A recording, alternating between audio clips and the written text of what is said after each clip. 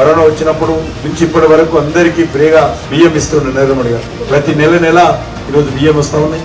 అంతేకాదు కరోనా వచ్చినప్పుడు ఏ రకంగా మనందరి ప్రాణాలు కాపాడో మనకు తెలుసు. అందరికీ వ్యాక్సినేషన్ రోగం ఎట్లుంటుందో తెలియదు, ఎట్లా పాకుతుందో తెలియదు, దానికి ఏ మందో కూడా తెలియదు. అటువంటి పరిస్థితుల్లో కొంతమంది చనిపోయిన విషయం కూడా తెలుసు. అటువంటి పరిస్థితుల్లో కూడా మోడీ గారు ధైర్యం చేసి మందులు కనుక్కొని మరి శాస్త్రజ్ఞులను ప్రోత్సహించి మందులు కనుక్కొని ఈరోజు మన యొక్క ప్రాణాలు కాపాడిన వ్యక్తి నరేంద్ర మోడీ గారు.